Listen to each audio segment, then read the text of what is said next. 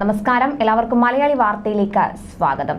ചില നിക്ഷേപകർ ജീവനൊടുക്കിയ കരുവന്നൂർ ബാങ്ക് തട്ടിപ്പ് കേസിൽ കടുത്ത നിലപാടുമായി പ്രധാനമന്ത്രി നരേന്ദ്രമോദി. തട്ടിപ്പ് നടത്തിയത് എത്ര ഉന്നതരായ CPM നേതാക്കളാണെങ്കിലും ശക്തമായ നടപടി ഉണ്ടാകുമെന്നും ED പിടിച്ചെടുത്ത പണം നിക്ഷേപകർക്ക് വിതരണം ചെയ്യുമെന്നും വ്യക്തമാക്കി. ഇതോടെ CPMന്റെ അടപ്പിളകിയിരിക്കുകയാണ്. കേജ്രിവാളിന്റെ അറസ്റ്റിന് പിന്നാലെ കരുവന്നൂർ EDയുടെ കടുത്ത നടപടി ഉണ്ടാകുമെന്ന് മുഖ്യമന്ത്രി പിണറായി വിജയൻ തിരിച്ചറിഞ്ഞിരുന്നു. അതുകൊണ്ട് തൃശൂരിൽ പ്രത്യേകിച്ച് പരിപാടിയൊന്നും ഇല്ലാതിരുന്നിട്ടും അടുത്ത ദിവസം അദ്ദേഹം അവിടെ പാഞ്ഞെത്തി നേതാക്കൾക്ക് മുന്നറിയിപ്പ് നൽകി.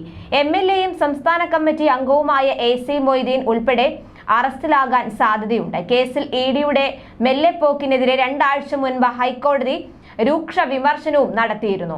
അതുകൊണ്ടാണ് അവർ കടുത്ത നടപടികളിലേക്ക് പോകാനുള്ള സാധ്യത. AC മൊയ്തീന്റെ വീട്ടിലും അക്കൗണ്ടുകളിലും ഇടപാടുകളിലും മറ്റും നടത്തിയ പരിശോധനയെ തുടർന്ന് 25 ലക്ഷം രൂപയുടെ അനധികൃത സമ്പാദ്യം ED കണ്ടെത്തിയതായി വാർത്തകൾ വന്നിരുന്നു.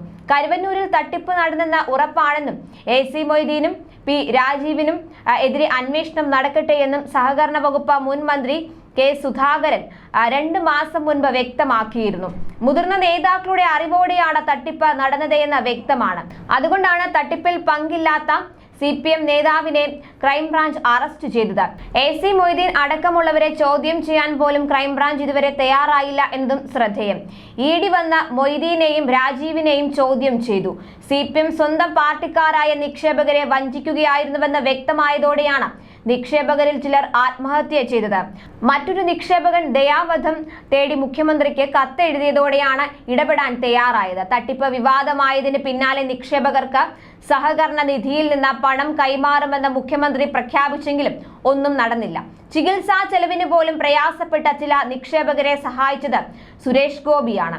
നേതാക്കളുടെ ഒത്താശയോടെ ഭരണസമിതിയുടെ അറിവോടെയും കോടിക്കണക്കിന് രൂപയാണ് നിക്ഷേപകരിൽ നിന്ന് CPM കൈക്കലാക്കിയത്. അരവിന്ദാക്ഷൻ എന്ന പ്രാദേശിക നേതാവടക്കം പലരും ഇതിന്റെ വിഹിതം കൈപ്പറ്റിയതായാണ് ആക്ഷേപം. ക്രൈംബ്രാഞ്ച് അന്വേഷണം നടത്തി പ്രതികളെ കണ്ടെത്തുകയോ തുക തിരിച്ചു പിടിച്ച് നിക്ഷേപകർക്ക് കൊടുക്കുന്നതിനോ ഉള്ള യാതൊരു നടപടിയും സംസ്ഥാന സർക്കാർ സ്വീകരിച്ചില്ല. പകരം ED അന്വേഷണം ആരംഭിച്ചപ്പോൾ രാഷ്ട്രീയ പ്രേരിതമാണെന്ന് ആക്ഷേപിക്കുകയാണ് ഉണ്ടായത്.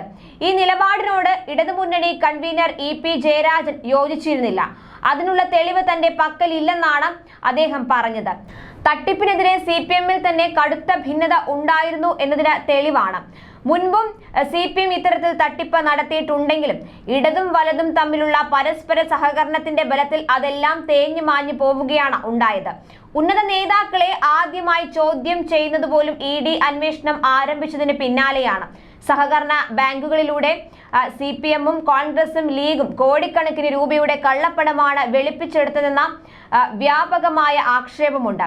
മലപ്പുറം സഹകരണ ബാങ്കിൽ വ്യാജ അക്കൗണ്ടുകളിൽ ലക്ഷക്കണക്കിന് രൂപയാണ് നിക്ഷേപിച്ചത്.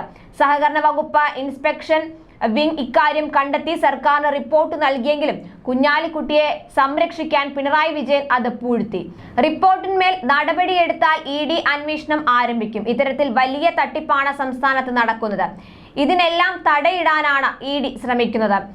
സംസ്ഥാനത്തെ സഹകരണ മേഖലയിൽ ED സമഗ്രമായ അന്വേഷണം നടത്തിയാൽ കോടിക്കണക്കിന് രൂപയുടെ വെട്ടിപ്പ് കണ്ടെത്താനാകും. പല നേതാക്കളും അകത്താവുകയും ചെയ്യും. ഇത് അറിയാവുന്നതുകൊണ്ടാണ് സഹകരണ മേഖലയിലെ കേന്ദ്ര സർക്കാർ ഇടപെടലിനെതിരെ CPMും കോൺഗ്രസും ലീഗും ശക്തമായി രംഗത്ത് വരുന്നത്. ED കരുവന്നൂർ പ്രതികൾക്ക് ശിക്ഷ വാങ്ങിക്കൊടുക്കുകയും പിടിച്ചെടുത്ത പണം നിക്ഷേപകർക്ക് നൽകുകയും ചെയ്താൽ അത് വലിയ മുന്നേറ്റമാകും. കേവലം രാഷ്ട്രീയ നേട്ടമെന്ന നിലയ്ക്കല്ല, സഹകരണ മേഖലയിലെ തട്ടിപ്പും വെട്ടിപ്പും കുറയുകയും കാര്യങ്ങൾ കുറെ കൂടെ സുതാര്യമാവുകയും ചെയ്യും.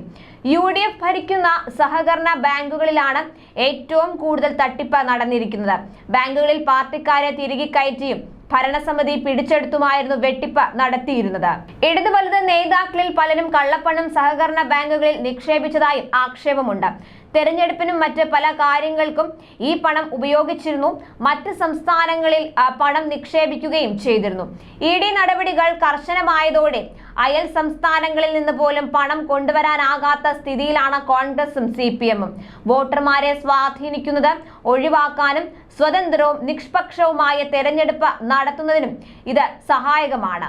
പ്രധാനമന്ത്രി തൃശൂരിൽ പറഞ്ഞ കാര്യങ്ങൾ നടപ്പിലായാൽ കേരളത്തിലെ സഹകരണ മേഖലയിൽ അതൊരു വലിയ ചുവടുവയ്പാകും. ന്യൂസ് ഡെസ്ക് മലയാളി വാർത്ത.